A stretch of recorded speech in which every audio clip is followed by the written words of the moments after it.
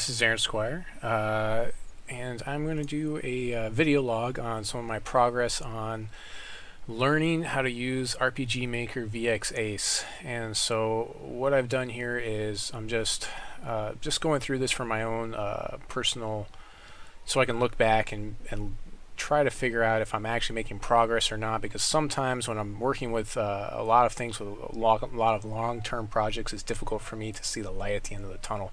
So I'm on right now the fourth tutorial out of like 9, which will eventually make a full game. I've made a map before, but I don't think this is going to end up being the map. Nothing is linked or anything. Nothing really works. I can walk around this map, and that's pretty much it with this character that's over there. But I did do the map tutorial, and I think it looks pretty good. Not too bad. Not too shabby. Not exactly like they have in the tutorial, but a lot of things are very similar in there. And then on top of that, I've gone in and I've learned about the database. I've made 3 new classes: the Swordsman, the Priestess, and the Mystic Thief. I've also made a whole bunch of skills for them. So these are the default skills, and then if you go down to the bottom, starting with Focus, everything here down is a new skill that I made. I haven't made any items, weapons, enemies, troops, none of that. Added some animations onto the skills, just the animations that come stock. I haven't played with the animations or tried to make my own yet. Haven't played with any tile sets or anything or added on. Let's see what else. That's most of it. And then I learned in the extended tutorial, in the 3.5 tutorial, about states, and then I made up states for the lunge effect and the shield strike effect. And these were specific effects so that, like, if my character is attacking, like, its defense goes up, or if with the shield strike effect, or if my character is attacking, the character that's attacking their defense goes down for a certain amount of time. And so yeah, that was kind of interesting because of the targeting is a little bit wonky with that, and so we had to do that to make those abilities work properly over here.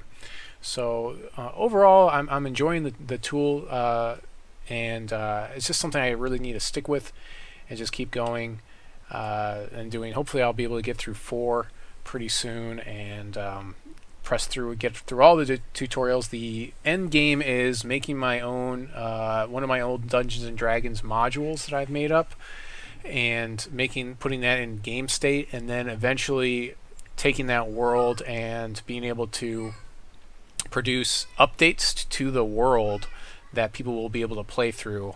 So like kind of like little DLCs that people can play through, and that will add on, and then they can use the characters they've already got. And so it'll be very much episodic. And so, like, the way it is that I designed my modules was so that every week you basically had a storyline which was like a beginning, a middle, and an end.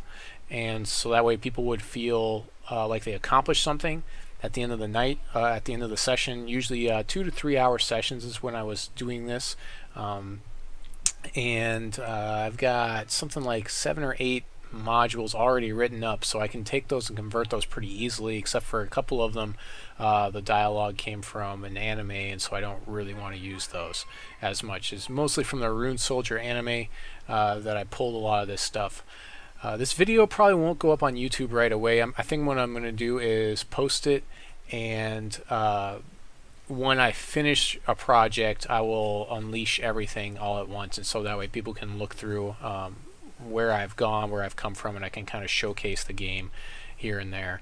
So this is just kind of like the very first video in this series, but again, no one's going to see this until it is that I'm done. I think that's the best way to do it. I'll probably just put it up under private, and then I'll unleash it all at once. Other than that, yeah, so I'm really looking forward to working with this tool, and then understanding RPGs in general, because that's kind of the type of game. It's more I really kind of want to make a game that's very similar to Ogre Battle, and so starting with this engine, I might even be able to do it in RPG Engine once I get into the programming portions. But starting with this engine, I think, is a good thing, and then eventually, hopefully, I'll be able to take those skills that I've learned and transfer them to Unity with programming in C#. So yeah, that's pretty much it. So this is episode 1. Thanks for watching.